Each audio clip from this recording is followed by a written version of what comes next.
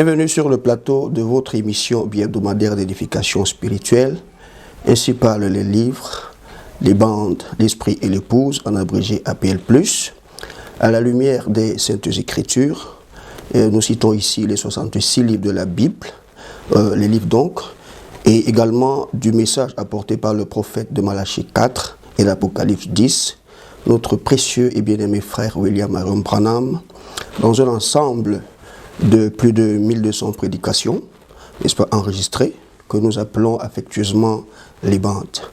Nous abordons aujourd'hui le 16e chapitre de la saison 2, consacré à la vérité présente, avec notre fidèle invité, que nous ne présentons plus d'ailleurs, notre précieux frère et pasteur, Jean-Marcel Éric Amougoué Kouman, berger de l'Assemblée chrétienne locale et d'un tabernacle à PK12. Voilà, Cameroun. Bonsoir, pasteur. Bonsoir, mon précieux frère Yves, et salutations fraternelles à tous nos téléspectateurs. Que Dieu vous bénisse richement. Amen. Et probablement bonne année aussi, 2023. Je pense que c'est la première fois que nous voyons pour cette année. Voilà, donc que Dieu vous bénisse. Également, nous vous souhaitons la bienvenue sur ce merveilleux plateau. Merci infiniment. Et chaleureuse année à tous nos téléspectateurs. Vraiment que Dieu vous comble de riches bénédictions en cette année. Amen. Mais avant d'aborder le sujet du jour, je voudrais, si vous me le permettez, j'ai quelques notes ici, avec nos téléspectateurs, tirer un petit résumé des épisodes précédents. D'accord. Que nous avons consacrés naturellement au ministère de la dernière trompette, oui, qui est la phase finale du ministère du Christ dans son épouse, juste avant l'enlèvement. C'est ça. Et surtout son impact. Oui. Voilà. Donc vous nous avez baladé, je crois, dans un petit rythme, les 3 notes de la trompette de Dieu, les pluies de la première saison et de l'arrière-saison qui tombent ensemble, de la promesse de la résurrection et du changement des corps, d'un temps de séparation finale entre les grains et la balle dans le message etc.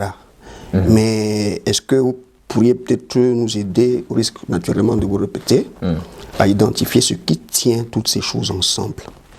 Un peu comme l'élément déterminant ou déclencheur de cette dernière saison. Cette dernière saison, d'accord. Je crois qu'en parlant de répétition, je pense que ce n'est pas un souci. Oui. Comme on dit souvent, nous sommes les enfants du Seigneur. Et donc la répétition, en réalité, ne peut pas nous faire de mal, étant entendu que le plus important, en réalité, c'est que notre entendement soit ouvert aux réalités dans lesquelles nous sommes en train de vivre.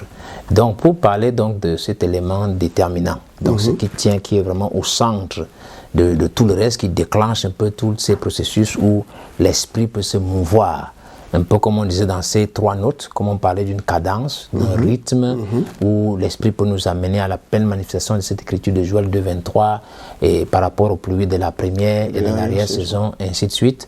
Donc, en fait, tout ce qui tient, qui déclenche véritablement cette chose-là, ou tous ces processus que, en fait, dans ce ministère de Christ, donc de l'esprit maintenant qui conduit l'épouse à la phase terminale, à la véritable, comme Frère Branham disait, à la réalisation de la réalisation. Il y a une écriture que nous avons déjà annoncée, je crois que c'est dans les bandes, et que je vais prendre la peine, véritablement, je pense que c'est important cette déclaration qu'on a présentée ça, et qu'on doit rappeler véritablement avec insistance, c'est dans les choses qui sont à venir. Oui. Et vous vous souvenez, les choses qui sont à venir c'est un peu la prédication qu'on a dite qui est rattachée au ministère de la dernière trompette. Et c'est donc dans ce paragraphe 78 où Frère Branham est en train de parler des corps, n'est-ce pas? Il dit que maintenant, pensez combien il est en son pouvoir à lui de nous préparer un corps dans lequel vivre. Un corps semblable à son corps glorieux, si nous voulons vivre. Parce que c'est important. Oui, si tu veux vivre, il est en son pouvoir de le faire. Il dit, il y a quelque chose en nous qui réclame, qui désire vivre, et il y a quelque chose en nous qui réclame, qui désire faire ce qui est bien. Il dit, alors, Dieu appellera sur l'estrade ou à la chair quelqu'un qui prêchera la vérité absolue. Vous voyez? Donc il dit, pourquoi? Vous voyez par là. Alors, si vous êtes un véritable enfant de Dieu, vous vous mettez à crier, ainsi de suite, ainsi de suite. Je vais m'arrêter là pour la citation, pour sortir un peu la clé. Donc cette chose qui est au centre. Donc en fait, la clé de tout cela, c'est trouver. Donc il a dit que Dieu appellera sur l'estrade quelqu'un qui prêchera la vérité absolue. Donc la clé, c'est de trouver où se trouve cette vérité absolue-là. Donc, pas une vérité relative. Non. Parce que j'entends souvent beaucoup de prédicateurs qui commencent à parler de qu'il y a plusieurs angles dans la parole. Ce n'est pas ça qui fait avancer les gens. Au-delà de plusieurs angles, il y a un endroit que Frère Branham et que la parole, les bandes nous appellent la vérité absolue. Quand vous trouvez quelqu'un comme ça, c'est cela qui déclenche tout le reste. Et donc, et nous trouvons donc quelqu'un qui, quand on parle de vérité, la vérité est forcément prêchée par quelqu'un, tel que la bande l'a dit. Voilà, donc il ne s'agit pas de Frère Branham, par exemple, parce que Frère Branham, lui, il est déjà passé, on l'a déjà confirmé, comme on pourrait parler de Paul ou de Pierre et de tout, mais c'est la vérité absolue au temps présent. Voilà, donc il faut, et pour y arriver véritablement, il faut une révélation divine, pas une affaire humaine. Ce n'est pas que j'ai vu que peut-être Joseph Branham, comme il est le fils de son père, c'est lui qui est la personne, ou Baruti, ou je ne sais pas, Franck, ou même Frère Coleman et tout cela, mais il faudrait vraiment que Dieu vous révèle celui qui prêche la vérité absolue, celui qui est la référence en ce qui concerne ce que Dieu appelle l'interprétation correcte du message. Dès qu'on a ça, alors nous entrons littéralement dans ce processus de cette saison qu'on appelle la dernière trompette, qui est la véritable réalisation du ministère de Christ dans son épouse. J'ai été un peu long, mais c'était important à préciser. Véritablement important, pasteur, parce que ça ouvre véritablement notre entendement. Je l'espère bien. Voilà. Donc, le thème que nous avons annoncé à notre précédente émission, oui, n'est-ce pas, était la vision apostolique de Malachie 4 pour l'épouse Oméga. C'est ça. Je crois que mes notes sont exactes. Tout à fait, tout à fait. Voilà. C'est exact. Ok. Donc, je crois qu'il est temps pour nous de démarrer notre moteur avec notre première question. À qui donc, pasteur, faites-vous référence quand vous parlez de l'épouse Oméga? De l'épouse Oméga. D'accord. Épouse Oméga a deux mots, n'est-ce pas? Oui. Il y a un côté épouse, il y a l'autre Oméga. Et donc je pense que pour commencer par le deuxième mot, c'est Oméga. Et Oméga, c'est la dernière lettre de l'alphabet grec, n'est-ce pas? Oui. Et Oméga, généralement, est associé toujours à Alpha, qui est la première lettre de l'alphabet grec, un peu comme on a Aleph en hébreu et Tav. Voilà. Et cela représente, ça parle donc du commencement et ça parle de la fin. Donc Alpha étant le commencement et Oméga étant la fin. Et le commencement et la fin, c'est une identification des attributs, des caractéristiques de Christ lui-même.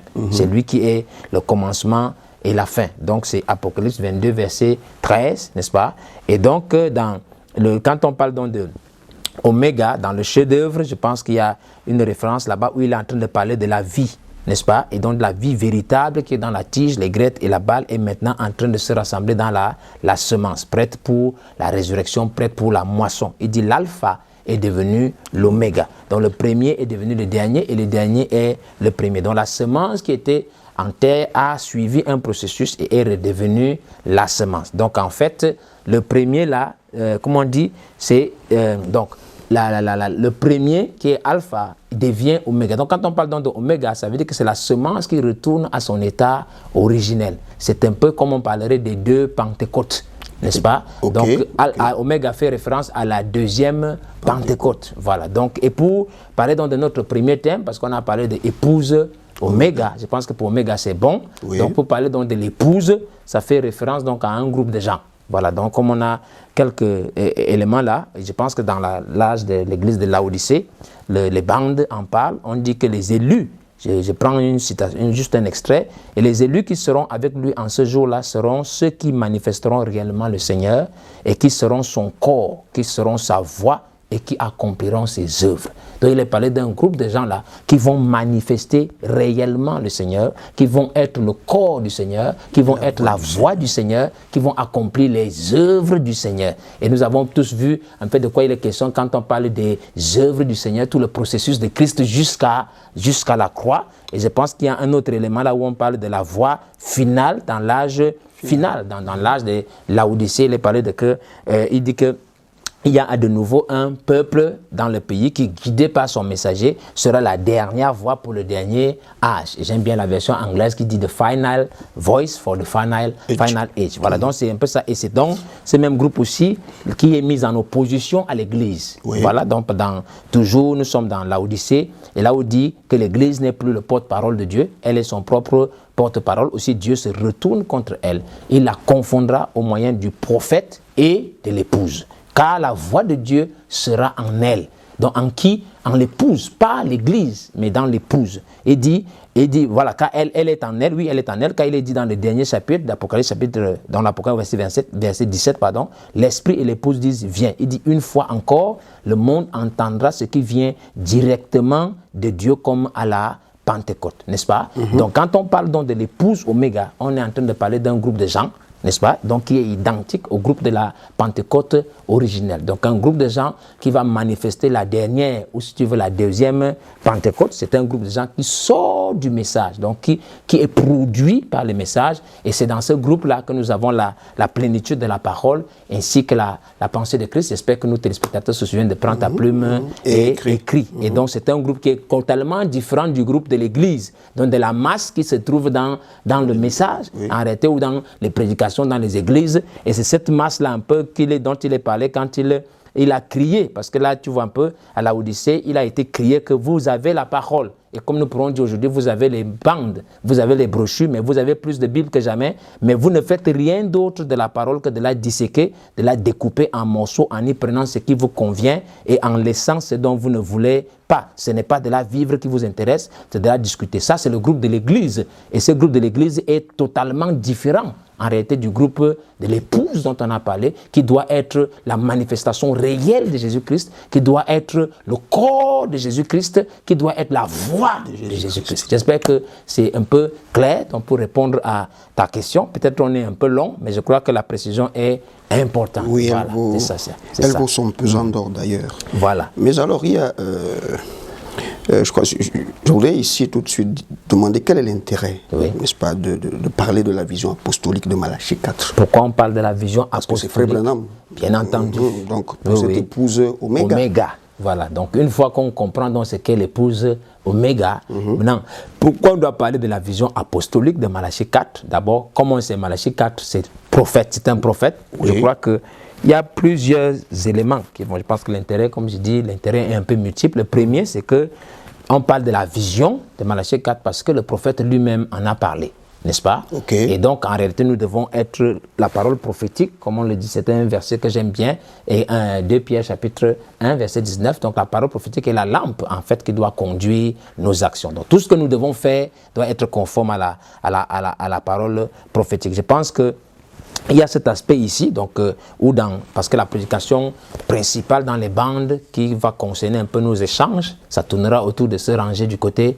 de Jésus. Donc la traduction VGR, prêchée le 1er juin 1962. Et là, Frère Branham est en train de parler à partir du verset 22, comment il a étudié l'église primitive et il a vu comment les hommes ont préparé la maison du Seigneur et lors du culte dans sa maison. Et ça lui avait fait une très bonne impression. Et au verset 23, donc il dit clairement ici que nous allons commencer par parler de l'église primitive et pendant environ 5 minutes là, nous reporter à ce qu'il faisait. Après, je pourrais vous exposer ma vision de l'avenir. Donc quand nous parlons donc de la vision, n'est-ce pas, apostolique de Malachie 4, c'est parce que le prophète en a parlé lui-même. Et c'est clair, ici, les bandes le disent. C'est un peu en bas où il est en train de parler qu'il y avait un certain ordre qui devait être fait. Peut-être qu'on pourra revenir et que le Saint-Esprit attendait ces choses-là. Mais il a présenté clairement sa vision. Ça, c'est le premier point pour lequel il est important de parler de ça, parce que le prophète de Malachie 4 en a parlé. Le deuxième point, c'est que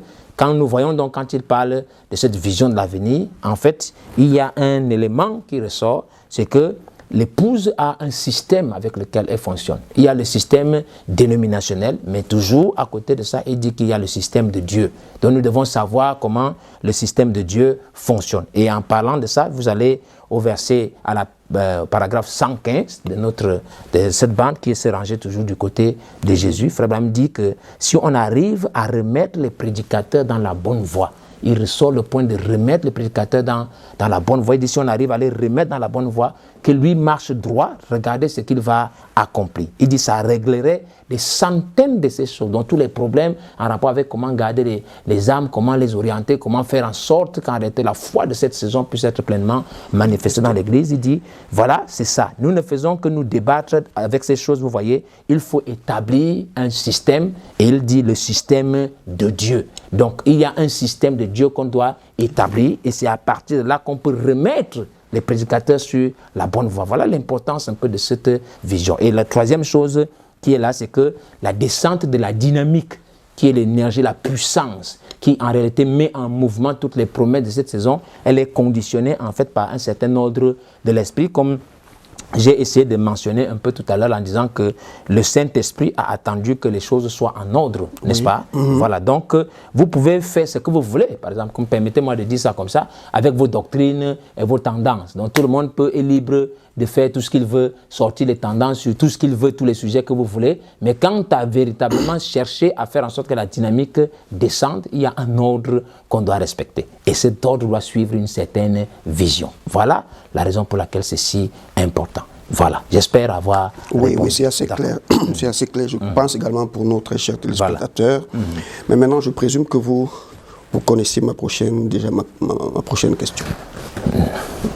Est-ce que nous avons besoin des détails, forcément de cette vision-là, je parle de l'épouse sur laquelle l'épouse Oméga doit s'aligner aujourd'hui, selon, bien évidemment, Malachie 4. Malachie 4, bien sûr, parce que c'est le titre un peu de notre entretien. Donc exactement. Je pense, bon voilà, je me disais bien que bon, c'est un peu, quelle est donc cette vision? Et nous savions que c'était une vision d'avenir, donc ce sont des choses qui nous concernent, nous, aujourd'hui. Donc l'épouse en tant que groupe, donc en tant que corps mystique, donc comment est-ce que l'Église, en tant que corps mystique, doit être structurée, organisée? Quel est le système par lequel elle fonctionne, afin que nous puissions, comme on dit, que nous puissions être nous accroître, nous édifier autour véritablement d'une foi commune. Je pense que ici, par rapport à cette vision, c'est toujours, comme je l'ai dit, notre prédication en fait de base, c'est toujours se ranger du côté de Jésus. Donc il a pris maintenant l'exemple à partir du paragraphe 26, il a pris l'exemple de Paul, et il a dit que Paul était devenu un grand missionnaire auprès du peuple et il établissait une foi nouvelle. Donc par rapport à cette foi, il a rattaché donc la foi nouvelle à des hommes, donc il a appelé des bergers. Après par la suite, je pense qu'on ne peut pas forcément lire tout cela. Donc c'est là où on avait les positions de pasteurs, bergers. Après vous avez des évêques qui coordonnent un groupe de pasteurs et des pasteurs maintenant qui rassemblent les gens autour d'une foi pour continuer de l'entretenir. Mais maintenant, ce qui était important par la suite au paragraphe 28, qu'est-ce qu'il dit? C'est là que, en réalité, c'est très très important. Il dit donc à l'époque d'Irénée, il a continué à procéder comme Paul avait commencé à faire, donc établir des pasteurs, des évêques, des églises, des choses comme ça. Et puis il dit tout au long de là, c'est ce qu'ils ont fait. Et là, il indique quelque chose là. L'apôtre de l'église, l'apôtre c'était Paul. Et après le départ de Paul, Jean a pris la direction de l'église. Donc il dit que Paul dirigeait l'église. Après Paul, il y a Jean qui a commencé à diriger l'église. Et après le départ de Jean, Polycarpe en a pris la direction. Après le départ de Polycarpe, Irénée en a pris la direction. Et de là, donc, une prophétie sort par la suite. Ils ont dit qu'ils ont continué à avancer jusqu'à ce que l'église catholique mette tout cela en pièces, n'est-ce pas? Et qu'elle les brûle et les disperse. Et le Gazam a dévoré ceci, et le Gélec a dévoré cela, et ainsi de suite. Tel autre a dévoré, si bien que ce qui en restait, c'était une tige. Il dit, bon, mais Dieu a promis de rétablir la même chose de nouveau. Qu'est-ce que Dieu a promis de rétablir? Pas seulement cette structure extérieure dont on a parlé, parce que ça se voit partout, n'est-ce pas? Sinon, il n'y aurait pas d'intérêt à parler de la vision de Malachie 4. Nous avons des assemblées locales avec des bergers. Autour de ces bergers-là, nous avons des évêques qui sont au-dessus. Cette structure, il a donné, c'est la forme extérieure. Mais la chose qui tient cela, au fond, la substance, c'est qu'en fait, il a parlé ici de la continuité de l'autorité apostolique sur l'Église. C'est ça qui est l'élément important. Donc, autrement dit, à un moment, à tout moment, au milieu de nous, au milieu de l'épouse, en ce moment-là, à la Pentecôte, il y aura toujours quelqu'un qui devait être identifié comme la référence spirituelle de la parole. En ce qui concerne l'évangile, quelqu'un qui a la vision exacte de la volonté de Dieu pour la parole à un temps marqué. Donc s'il a dit que ça doit être restauré, ça veut dire que maintenant pour l'épouse Oméga, la vision de Malachie 4, c'est de faire quoi? C'est que nous puissions avoir quelqu'un physiquement qui soit la référence spirituelle de la parole. Et c'est ça, je crois, un peu la chose qui est remarquable, véritablement, et une chose sur laquelle je pense qu'il est important que nous puissions porter une attention particulière. Voilà donc un peu autour de quoi la vision tourne. Il a promis de rétablir. Donc, promis de rétablir exactement la même chose qui était au commencement. Il y a une foi qui était commune que Malachie 4 a restaurée, mais autour de cette foi-là, nous devons avoir des églises qui se forment, des gens qui s'attachent à cette foi. Il y a des bergers. Autour de ces bergers, il y a des évêques, et ainsi de suite, et ainsi de suite. Mais derrière tout cela, il dit, celui qui a la direction de l'église, c'est Paul. Et quand il part, quelqu'un d'autre prend la direction. Je crois que voilà la vision telle qu'elle est présentée et telle que les bandes sont en train de l'enseigner. Voilà. Je crois que j'espère avoir... Oui, c'est extrêmement important que nous revenions dessus. Mais avant cela, je crois que nous allons prendre un petit moment de pause musicale. Dieu vous bénisse. Amen.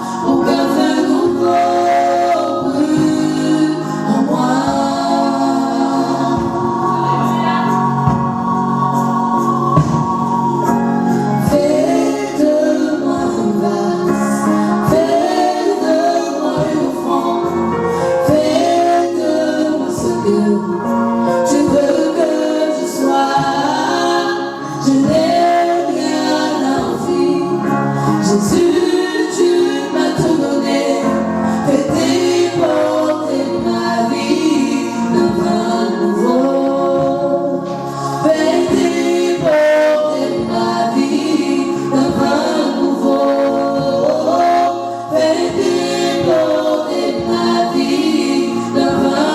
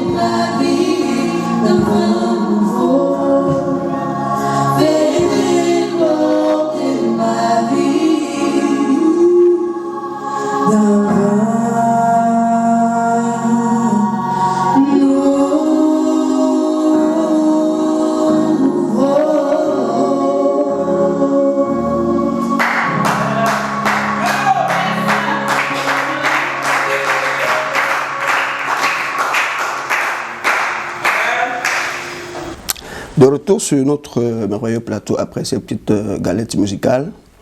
Tout à l'heure, pasteur, vous parliez un peu de continuité apostolique. Oui, c'est cela, oui, qui est un peu l'élément fondamental de la vision de Malachie 4. C'est cela, oui. Ok. Parce que là, je me rends compte qu'en fait, nous sommes en train d'entrer maintenant dans les eaux profondes. Un peu profondes, oui. Oui, parce que là, ça devient très sérieux. Parce que ça sous-entend pour moi, excusez-moi que je le dise comme ça, qu'un apôtre, n'est-ce pas, pour diriger toute l'Église épouse aujourd'hui. Est-ce que vous n'êtes pas en train de vouloir nous imposer, par exemple, le 8e messager? Parce que c'est des courants qui sont là dehors, ou d'ailleurs un pape dans le message. D'accord. L'affaire 8e messager ou pape. Oui. D'accord. Je crois que, pour être sincère, nous sommes dans une émission qui s'intitule « Ainsi parlent les livres, les bandes », n'est-ce pas? L'esprit et l'épouse. Et je crois que l'erreur que les gens commettent, souvent, la plupart du temps, c'est que les frères, excuse-moi comme ça, les frères, les hommes, prennent parfois leurs propres pensées, et parfois leurs peurs, et leurs appréhensions, et ils attribuent ça à Dieu. Ils mettent ça sur le compte de Dieu. Maintenant, tout ce que je vais dire, c'est si le prophète a dit que Dieu va rétablir la même chose, c'est ce que Dieu va faire. Il n'y a pas besoin de tergiverser, de tourner. Souvent, les gens aiment dire, n'interprétez pas, dites ce que disent les bandes. Les bandes ont dit que Dieu va rétablir. Rétablir quoi? Tout ce qu'on a lu avant. Si c'est ce qu'il a dit qu'il va rétablir, il a dit qu'il va rétablir la foi qui est établie. C'est bon. Il va rétablir les bergers qui conduisent, c'est cela. Les affaires d'évêques qui font ceci. Il y a l'affaire de que quelqu'un doit prendre la direction de l'église, qu'il a appelé l'apôtre de l'église. S'il a dit qu'il va le faire, c'est ce qu'il va se passer. Je ne pense pas qu'on a besoin de discuter, mais parfois on pense, on s'interprète qu'est-ce que ça veut vouloir dire. Maintenant, parlant de 8e messager, si nous revenons seulement sur ce que les bandes nous ont dit, voilà, dans le modèle établi par Frère Branham, n'est-ce pas? Qu'est-ce qu'il dit? Il dit, il y a Paul, après Paul, Jean, après Jean, Polycarpe, après Irénée, après Polycarpe, Irénée. Rien que d'abord par ce premier cas, nous avons Paul qui est messager, Jean n'est pas messager, Polycarpe n'est pas messager et Irénée n'est pas messager. Mais ça fait 4 apôtres de l'Église, parmi lesquels 2 messagers et 2 non-messagers. Et je pense qu'il est important de comprendre. Un messager signifie quoi? Ça signifie une autorité spirituelle pour un âge précis. Donc le plus haut niveau spirituel atteint pour une période de temps bien déterminée, pour une œuvre précise que le Saint-Esprit doit accomplir. Mais quand on parle d'apôtre de l'Église, c'est l'autorité spirituelle la plus représentative en temps réel. Donc au milieu des gens, pendant qu'ils sont vivants, un messager peut être mort, l'âge continue. Mais ce qu'on appelle apôtre de l'Église, selon la définition des bandes, c'est quelqu'un qui est vivant, sur lequel, en réalité, l'esprit, c'est-à-dire que atteint le niveau le plus élevé pour sa génération. C'est ça que la Bible, que le message dit. Est-ce qu'on a est-ce qu'on a parlé de, est-ce que Jean est devenu un messager après Paul? Est-ce que Polycarpe est devenu messager après Paul? Mais pourtant, ils étaient des apôtres de l'Église, selon ce qu'on dit les bandes. Donc, nous avons un autre exemple ici, nous pouvons le prendre très bien, dans l'âge de l'Église de Sardes, le 9 décembre 1960, où il est parlé ici d'un petit, après la dénomination, après tout cela, là où il est dit que tu as certaines choses à tâche, soit ces choses maintenant, ne laisse pas mourir. Nous sommes au paragraphe 166. Il dit ici qu'il y a un petit reste qui est sorti de là, donc de ce temps des ténèbres, un petit reste. Il dit après Luther, donc Luther a fait sortir un temps. Il dit après Luther, le premier à venir, c'était Luther, n'est-ce pas? Il dit il y a eu ensuite Zwingli. Nous sommes en train de parler de quoi? Du 5e âge de l'Église. Dans le 5e âge de l'Église, vous avez Luther, après Luther, Zwingli, après Zwingli, Calvin, puis d'autres, et ainsi de suite. Il dit jusqu'à Wesley. Donc nous avons Luther, Zwingli, Calvin, et il y a les autres, et on a Wesley. Luther étant messager, Zwingli et Calvin n'étaient pas des messagers, mais pourtant, ils sont identifiés comme étant des autorités spirituelles pour une période de temps précise. Donc, si les bandes disent ça, n'est-ce pas? Donc, il y a des apôtres de l'Église et que nous avons, toute vérité est établie sur le témoignage de 2 ou de 3 témoins, nous devons répéter ce que les bandes ont dit. Donc, il y a des ministères de tête, et permettez-moi d'appeler ça aujourd'hui ministère alpha. Donc, la tête, donc il y a des ministères alpha dans l'Église qui ne sont pas les messagers. Et il faut très bien faire la part des choses, n'est-ce pas? Voilà. Donc, maintenant, parlant de pape dans l'Église, parce qu'on dit pape, le pape, la papauté, comme on dit, c'est une institution humaine, politique, religieuse, établie et reconnue devant tous. Donc, on établit de façon formelle que tout le monde est obéi à ceci. Maintenant, quand nous parlons des ministères de tête, donc de ces ministères alpha, ce n'est pas une autorité politique, ce n'est pas une institution humaine, c'est une institution divine qui est spirituelle et qui ne s'identifie que par la révélation spirituelle. Je prends un cas, si on me permet, n'est-ce pas? Nous avons le cas de Paul. Et Paul, en fait, il a été dit dans Actes chapitre 13, ainsi disent les livres, verset 47, que ainsi nous l'a ordonné le Seigneur, j'étais établi pour être la lumière des nations, pour porter le salut jusqu'aux extrémités de la terre. Donc ici, l'Écriture dit, et ailleurs on dira que l'évangile a été donné à Paul. C'est le Saint-Esprit qui a donné l'évangile à Paul. Je profite aussi de l'occasion, on dit que quand la Bible dit que nous l'a ordonné, donc Dieu ordonne à plusieurs personnes, mais c'est une commission qui est adressée à un individu. Donc nous avons ici par exemple Barnabas qui s'est associé à la commission qui a été donnée à Paul. Et il est donc forcément loin de la même commission. Donc en fait, quand nous avons, comme on dit, un apôtre pour l'Église, il y a une commission qui est liée à lui et tout le monde qui s'associe forcément est loin de cette commission. C'est la vision que Malachie 4 avait de l'épouse. Nous avons donc dans Galates, par exemple, au chapitre 2, où Paul a été avec les plus considérés de l'Église, n'est-ce pas? On a dit ici que, verset 8, « Car celui qui a fait de Pierre, l'apôtre des circoncis, a aussi fait de moi l'apôtre des païens. Et ayant reconnu la grâce qui m'avait été accordée, on dit que Jacques, Céphas et Jean lui ont donné la main d'association. Maintenant, regardez, nous établissons bien, on voit bien que tout le monde reconnaît, ou les anciens reconnaissent que Paul, en fait, était établi comme apôtre des nations, comme ayant un évangile pour les païens. Mais pourtant, Paul ne faisait pas l'unanimité même parmi les croyants. Donc, ce n'était pas une institution, bien sûr. Si tu as un Corinthien, par exemple, 3, où il y a la dispute avec les gens qui disent « Moi, je suis de Paul, moi, je suis d'Apollos. Je pense qu'ailleurs, on parlera même de « Je suis de Céphas ». Et l'autre dit « Je suis de Christ ». Donc, tu comprends que ce n'est pas une papauté, n'est-ce pas? Donc, aux yeux des croyants, même si les anciens, aux yeux des croyants, chacun était libre de dire « Bon, moi, c'est peut-être même l'inspiration d'Apollos qui me plaît le plus, ainsi de suite. » Donc, peut-être même, quelque part, je pense que le prophète en a parlé, Apollos était un meilleur prédicateur que Paul même. N'est-ce pas? Et donc, les gens pouvaient s'identifier à lui. Donc, quand quelqu'un dit « je suis de Paul », donc en fait, il ne faisait pas l'unanimité. Et là, il dit que Paul, nous sommes tous égaux, serviteurs. Moi, j'ai planté, Apollos a arrosé, et c'est celui qui fera croître, c'est Christ, n'est-ce pas? C'est Dieu qui fait croître. Donc, ce n'est donc pas question ici d'avoir un 8e messager, ni d'établir un pape dans l'épouse. Mais Dieu a annoncé, selon ce que disent les bandes, n'est-ce pas, qu'il y aurait des ministères alpha dans l'épouse oméga. Voilà la vision autour de laquelle, en fait, tout le reste doit tourner. J'espère que c'est un peu clair. Donc, quand quelqu'un parlera de 8e messager ou de 9e messager, je ne sais pas pourquoi on s'est brandi des épouvantails. Ce n'est pas d'aller parler de chercher des messagers. Les messagers sont à part. Les apôtres de l'Église sont à part. Ce sont des autorités spirituelles, des ministères alpha qui, en temps réel, présentent la vision, la direction, ils sont un peu, comme on peut dire, les talons spirituels pour une saison et pour un temps précis. Voilà, je crois que l'autre là, ce n'est pas à discuter parce que c'est ce que disent les banques. Effectivement, voilà, on ne peut plus clair. Je l'espère vraiment. Oui, mais je voudrais renchérir avec une autre question, pasteur. Mais toutefois, n'est-ce pas, nous savons tous très bien qu'après le 7e messager, n'est-ce pas, de l'Église, on n'attend plus un autre messager. On n'attend plus aucun homme. Et que c'est le Saint-Esprit lui-même qui conduit maintenant l'épouse. Alors comment comprendre qu'on parle encore de ministère alpha pour diriger l'épouse? Donc des hommes qui doivent maintenant diriger l'épouse au lieu que ce soit le Saint-Esprit. Le Saint-Esprit.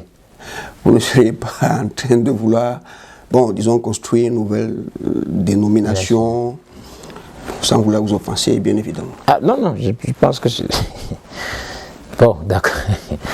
Je crois que, comme on dit, je pense que le même problème revient tout le temps. Comme je disais, parfois, les hommes mettent un peu leurs propres appréhensions sur le compte de Dieu. Ce qu'un homme pense dans sa tête. Dieu dit que mes pensées sont au-dessus de vos pensées. Et c'est pour ça qu'il est très important toujours de s'en remettre à ce qui a été dit. dans les livres et ce qui est dit dans les bandes. Donc ici encore, je crois que le problème encore qui se trouve, c'est quand quelqu'un dit que ce n'est pas les hommes qui conduisent les gens, c'est le Saint-Esprit. Je crois qu'il y a cette différence qu'il faut bien marquer. Qu'est-ce que nous faisons comme interprétation quand on dit la conduite des hommes et quand on dit la conduite du Saint-Esprit? Le seul moyen de trancher la question, c'est toujours qu'est-ce que disent les bandes, n'est-ce pas? Qu'est-ce que les livres disent? Dans les livres, vous entendez qu'aucune écriture ne doit être l'objet d'une interprétation particulière, mais c'est poussé par l'esprit que les hommes ont parlé de la part de Dieu. Donc quand on dit qu'on a la conduite du Saint-Esprit, mais ce sont des hommes qui sont poussés par l'esprit, n'est-ce pas? Là, on voit un homme, mais cet homme poussé par l'esprit, ça fait la conduite du Saint-Esprit. Mais qu'est-ce que disent aussi les bandes? Exposé des 7 âges de l'Église. Écoutez très bien. Nous sommes dans l'âge de l'Église d'Éphèse. Voilà. Il dit, très bien, maintenant, quel était le climat spirituel de cette Église? Elle avait abandonné son premier amour. Il nous a été révélé que d'abandonner son premier amour de la parole de Dieu, c'était de tomber de là où elle était à l'origine, c'est-à-dire à la Pentecôte. En langage clair, ceci veut dire que cette Église était en danger d'échapper à la conduite du Saint-Esprit, au contrôle de l'Esprit. C'est exactement ce qui s'est passé après que Moïse a fait sortir Israël d'Égypte. Donc l'Église est sur le point d'échapper à la conduite d'Esprit. Il dit donc maintenant ceci, écoutez, la manière de Dieu, c'était de les conduire par la nuée de feu, la parole prophétique, les miracles et les signes et les prodiges de Dieu. Maintenant, comment il les conduit? Il dit, ceci devait être accompli par des hommes choisis par Dieu, établis par Dieu, équipés par Dieu et envoyés par Dieu, alors que tout le camp était dominé par le Saint-Esprit en action. Est-ce que cela n'est pas clair? Il dit, ils se sont révoltés, ils ont voulu avoir un ensemble de règles et de credos à suivre, puis ils ont voulu un roi, n'est-ce pas? Puis ils ont voulu être exactement comme le monde, parce que quand on dit qu'on veut un roi, aujourd'hui les frères disent qu'au frère Branham, en réalité frère Branham est ici établi pour les hommes comme un roi. Mais être un roi, c'est pas ça la conduite du Saint-Esprit. La conduite du Saint-Esprit, c'est autant présent. Vous pouvez vous définir, parce qu'en prenant même frère Branham, en disant que frère Branham a dit, vous ne savez pas qu'en fait, vous pouvez être purement dénominationnel qu'autre chose. Voilà, donc, il dit, jusqu'à ce que le Saint-Esprit soit complètement rejeté. Expliquez, regarde un peu, voilà. Conduite, voilà. Il dit, exposé de cet âge, nous sommes encore dans l'âge de l'Église d'Éphèse. Il est en train de parler de la conduite des hommes ici. Il dit, l'Église ne tarderait pas à être livrée à la conduite de l'homme, avec des plans humains et des ambitions humaines. Donc, conduite de l'homme, c'est quoi? C'est des plans humains avec des ambitions humaines. Conduite du Saint-Esprit veut dire quoi? Ça veut dire que des plans du Saint-Esprit avec des ambitions du Saint-Esprit, mais que ce soit la conduite des hommes, que ce soit la conduite du Saint-Esprit, tout cela est fait par des hommes. Donc si on dit le Saint-Esprit est censé conduire l'Église, ce sont des hommes au travers desquels le Saint-Esprit doit conduire l'Église. Ces hommes-là ne sont pas des messagers, mais ces hommes-là doivent être des références spirituelles. Et nous avons dit donc dans ces références spirituelles, il y a des références principales qu'on appelle des ministères alpha, qui sont des apôtres de l'Église, qui prennent la direction. Je ne vois pas, c'est vrai que ça touche, ça bloque, ça bouscule un peu, mais si c'est la vérité, nous devons dire Amen. Voilà, tu vois. Donc, quand les gens remplacent la parole de l'esprit par des dogmes et tout, et c'est là où nous avons ces choses-là qu'on appelle nicolaïsme, balamisme, jézabélisme, n'est-ce pas? Voilà. Donc, les étoiles dans le temps des à l'Église, c'était le Saint-Esprit qui agissait dans l'Église. Mais après les étoiles, le Saint-Esprit continue d'agir au travers de ce que nous appelons aujourd'hui des ministères alpha, des hommes, n'est-ce pas? Je crois qu'il y a même une promesse encore plus claire dans l'adoption, partie 4. Prêché, j'ai la traduction VGR ici, le 22 mai 65, je crois que 60, pardon, 22 mai 60, c'est la nuit evening, n'est-ce pas? Il dit ici, maintenant, je suis au paragraphe 19, donc je saute, je vais un peu devant là, il dit maintenant, toutes choses ont été amenées, elles arrivent, elles prennent forme vers une pierre principale, vers les manifestations des fils de Dieu. Il dit alors qu'ils reviendront, que l'Esprit de Dieu entrera dans ces hommes-là, d'une façon si parfaite, que leur ministère sera tellement semblable à celui de Christ au point de l'unir avec son Église. Donc, qu'est-ce qu'on appelle la conduite du Saint-Esprit? Ce sont des fils de Dieu, des hommes dans lesquels l'Esprit de Dieu entre d'une façon si parfaite, à tel point que leur ministère sera tellement semblable à celui de Christ. Qu'est-ce que Frère Branham, qu'est-ce que le prophète est en train d'annoncer ici? C'est le temps de l'épouse. Dans la saison de l'épouse, dans la saison du Saint-Esprit, ça va être des hommes. Et dans ces hommes-là, nous avons toujours des identifiants. Et ces identifiants-là qu'on appelle des ministères alpha, conformément à la promesse, à la prophétie de la restauration, que ce qui s'est passé dans l'alpha, ça va se passer aussi dans l'oméga. Voilà, donc je ne sais pas comment être beaucoup plus clair que ça. Voilà. Oh, merci bien, pasteur, vraiment de nous avoir apporté cette précision sur ce qu'est la conduite du Saint-Esprit. Je l'espère vraiment. Mais ce que j'ai noté là, c'est ceci devait être accompli par des hommes, oui, choisis par Dieu, oui, établis par Dieu, équipés par Dieu et envoyés par Dieu. C'est ça. Parce que là, nous revenons toujours donc à des hommes. Des hommes. Bon, là maintenant j'ai une double question. D'accord. Mais sauf que je crois que le temps nous tient un peu à la gorge. Ce que je ferai, je vais remettre la deuxième partie de la question à notre prochain entretien. Pas de souci. Compte tenu vraiment du temps, vraiment. Donc ma question est, oui, comment donc, très cher pasteur, oui, reconnaître très cher frère. Comment donc, oui. ou les ministères, oui, alpha. Comment on reconnaît, oui, le comme vous l'avez appelé d'ailleurs, oui. Comment on dit ce ministère de tête, oui. Comme vraiment appelé celui qui doit prendre la direction de l'église. Voilà. Mais ici, moi, je veux dire, pasteur, ce sont mes notes. Oui. Mes notes ici, parce que ce que je retiens un peu, c'est que ce ministère alpha se présente donc comme le pasteur des pasteurs en temps réel. Pasteur, oui, en quelque sorte, oui, d'accord. Donc, comment le reconnaître? Comment le reconnaître, n'est-ce pas? Oui. D'accord. Donc, pour le reconnaître, je crois que ici, là, on va revenir sur un point, n'est-ce pas? Je pense qu'on va aller dans Galates chapitre 2. Et dans Galates, au chapitre 2 ici, il est dit quelque chose de très très important, n'est-ce pas? Parce que c'est toujours bon d'aller dans les livres et les bancs. Bien évidemment. Voilà, donc, ici, il dit ici que Galates chapitre 2 verset 6, il dit « Ceux qui sont les plus considérés, quels qu'ils aient été jadis, cela ne m'importe pas. Oui. Dieu ne fait point exception de personne. Ceux qui sont les plus considérés ne m'imposaient rien. Au contraire, voyant que l'évangile m'avait été confié pour les incirconcis, comme à Pierre pour les circoncis. Car celui qui a fait de Pierre l'apôtre des circoncis a aussi fait de moi l'apôtre des païens. » Oui. Il dit « Et ayant reconnu la grâce qui m'avait été accordée, Jacques, Céphas et Jean, qui sont regardés comme des colonnes, me donnèrent à moi et à Barnabas la main d'association. » Tu vois? Donc, il y a ce point ici. Ils ont reconnu la grâce, comme on dit au verset 9, qui avait été accordée à Paul. Donc, en d'autres termes, la révélation, parce que c'est par grâce, mais c'est au moyen de la foi. Donc, Paul a reçu une certaine révélation qui a été présentée. Et en revoyant cette révélation qu'il avait du mystère de Christ, ils ont compris en réalité quelle était la position que Paul devait avoir. Je ne sais pas si tu me vois. Donc c'est le niveau de révélation qui fait l'autorité d'un ministère.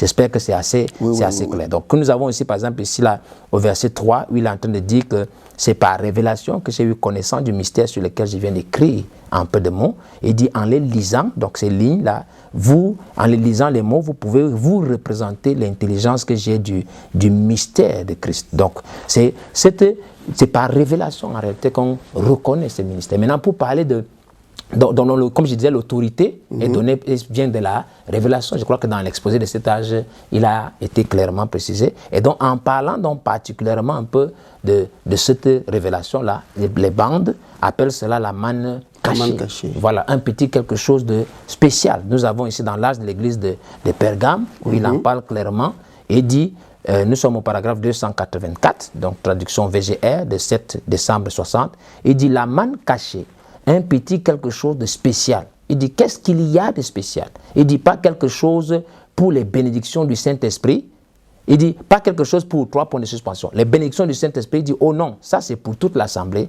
Mais la manne cachée était une révélation spéciale parce qu'il était censé enseigner les autres, n'est-ce pas? Il dit, voyez, c'était une connaissance un peu plus approfondie de l'Écriture pour qu'il puisse l'enseigner aux autres. Il est censé le faire, pas vrai? Vous ne monterez jamais plus haut que votre pasteur, souvenez-vous-en. Donc, il dit, maintenant un petit, je saute un peu là, il dit, maintenant, un petit quelque chose de spécial, observez ceci un instant, la révélation, la manne caché, n'est-ce pas? Donc, en fait, quel est donc le point qui identifie un ministère alpha? C'est le niveau de révélation qu'il a. Et ce qui est valable sur le point local, l'est aussi valable sur le point national ou mondial, ou si vous voulez, mystique de l'épouse, comme conformément à la prophétie qui a été faite. Donc, de la même façon que nous avons un berger localement qui a une révélation plus grande du mystère de Christ et par lequel il enseigne les autres, si nous parlons aussi d'un apôtre de l'Église, si nous parlons d'un ministère alpha pour l'Église,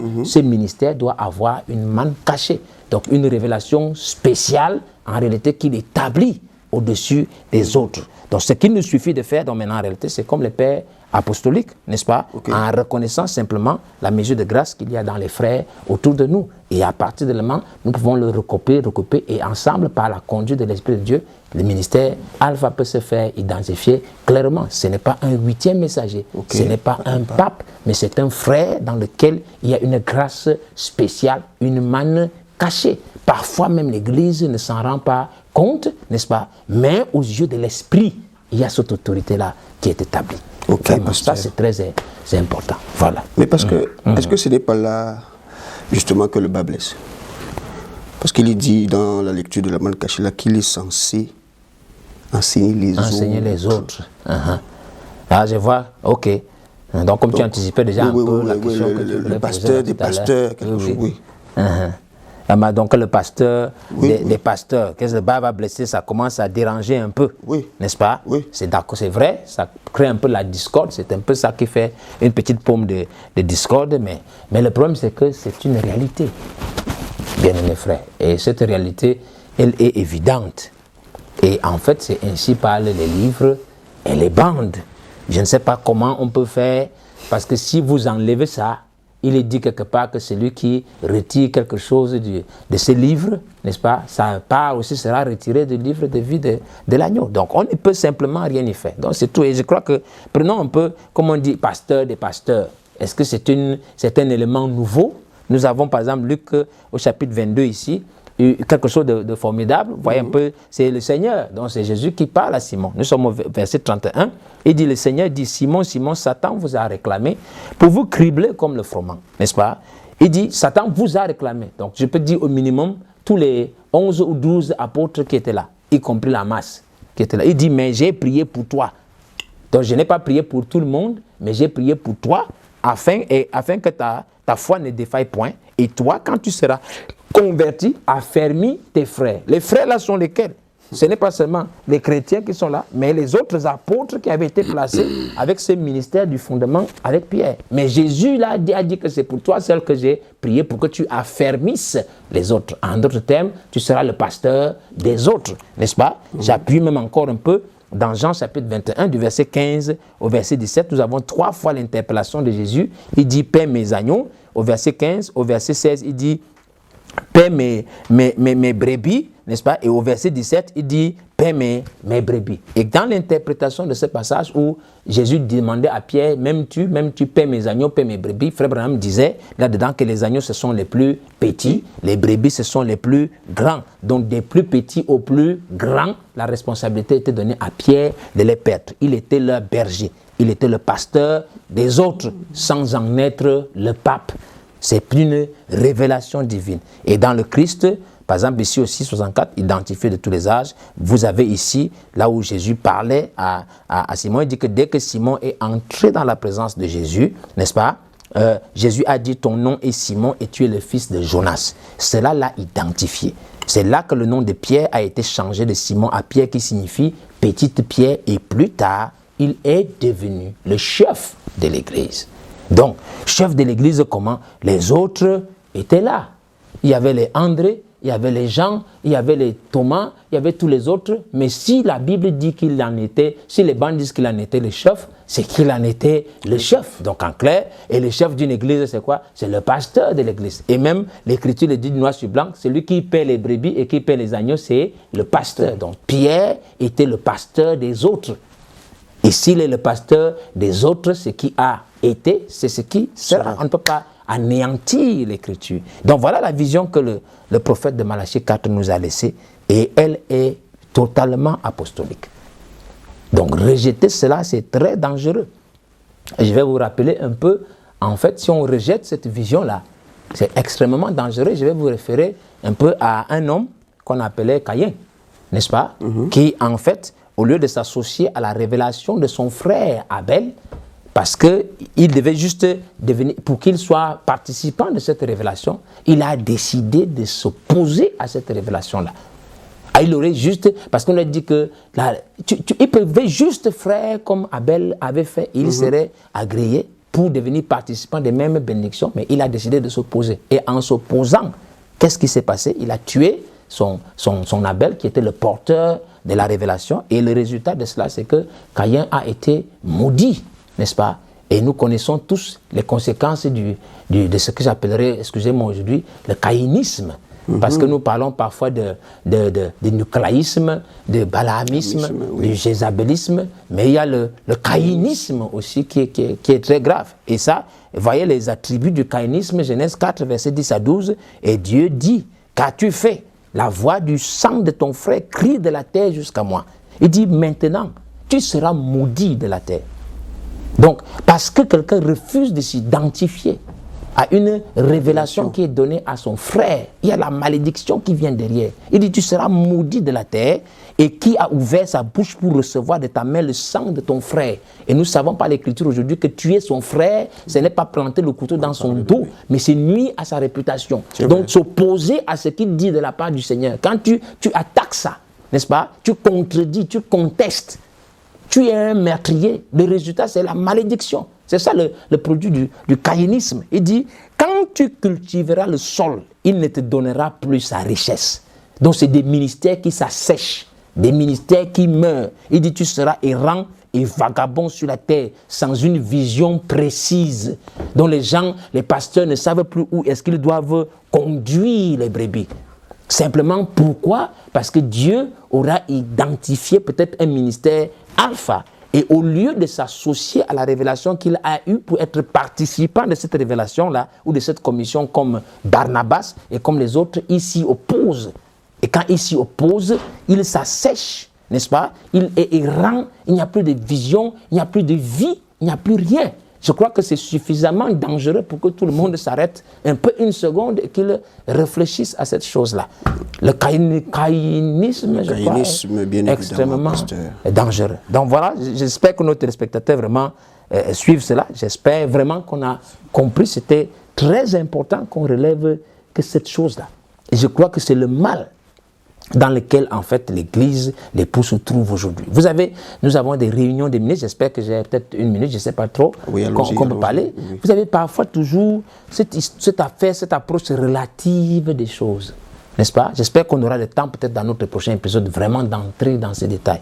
Quand un frère réellement apporte une révélation de la part du Seigneur, au lieu que les gens éprouvent ça, examinent et voient si ça vient de Dieu et le reçoivent. Je pense que nous avons déjà parlé de ça. Déjà, quand nous parlions de la trompette, on parlait du processus de l'adoption. On disait que quand un frère a quelque chose que Dieu l'a placé, il dit la chose là, éprouvez-la. Et quand vous voyez que ça vient de Dieu, identifiez-vous à ça. Prenez ça pour vous et continuez d'avancer avec. Maintenant, au lieu de faire ça, vous avez dans peut-être des réunions de ministres, des frères qui se tiennent, il dit, Frère Branham a dit, Frère Branham a aussi dit. Vous avez toujours des gens qui ont toujours de voir plusieurs angles. Donc on relativise tout. Et en relativisant tout, on ne tire pratiquement rien de personne et ça n'édifie pas. Mais ce n'est pas ce que les bandes nous annoncent. Les bandes nous disent que nous devons avoir des gens qui prêchent la vérité absolue. Ça veut dire que ce n'est pas à négocier que non, ça peut être ou ça ne peut pas. Pas de tendances qui vont à gauche, à droite, parce que Dieu a une seule direction, il a un seul système et il identifie en identifiant un échantillon, un étalon, pas seulement pour un âge, mais pour une saison, un temps précis. Parce que accomplir la volonté de Dieu, ce n'est pas seulement faire les choses qui sont selon la parole, mais selon le temps, selon la saison, selon le moment et la personne indiquée. Voilà, faire l'œuvre de Dieu conforme à sa volonté. Je crois qu'il est important qu'on comprenne que nous ne devons pas tuer notre Abel. Parce que si vous le tuez, c'est la malédiction qui vient, c'est la misère. Les gens peuvent avoir des centaines ou des milliers de chrétiens. Quand on dit la terre ne donnera plus de sa richesse, il ne s'agit pas d'une richesse matérielle, mais c'est spirituel. Les promesses de ce temps ne peuvent pas se manifester et vous n'aurez aucune vision précise. On va s'accrocher à tout ce qui vient, à tout vent de doctrine. Dès que ça tombe ici, on prend. Dès que ça fait là, on prend. Si on a un peu de miracles, on a un peu de doctrine et tout. Nous appuyons sur ces choses-là. Voilà. Donc je crois que j'en ai terminé. Que Dieu te bénisse. Merci de m'avoir écouté. Voilà. Merci grandement, pasteur, pour cette incitation également à ne pas être des caïnistes. Voilà, merci vraiment pour cet échange qui a été très très bénissant, particulièrement pour moi, parce qu'il y a beaucoup de choses que j'ai reçues aujourd'hui. Et je l'espère également pour nos très très chers téléspectateurs. Maintenant, je présume que nous irons à la suite. Bien sûr, il y a même une question, deuxième volet que tu devais poser, tout ça. Donc forcément que ce sera probablement soit suite fin de notre prochain apostolique de Malachie 4, toujours. Un dernier mot, pasteur? Non, ça va, je crois que j'invite juste nos téléspectateurs à être là. Il faut qu'on soit là. Je pense qu'il est bon que nous entrions dans ces choses-là, que nous disions les choses telles qu'elles sont. C'est ainsi parlent les livres, les bandes, l'esprit, l'épouse. Pas ainsi parlent nos peurs, ou ainsi parlent nos propres ambitions ou nos propres pensées. C'est ce qui a été dit qui sera. Si un prophète a dit que voilà les choses qui vont se passer, c'est comme ça que les choses vont se passer. Et nous devons tenir pour certaines la parole prophétique à laquelle nous faisons bien de prêter attention. Donc voilà ce que je peux dire. Merci. Et puis l'invitation est lancée, très chers téléspectateurs. Donc à nous revoir à notre prochain entretien. D'ici là, que Dieu vous bénisse.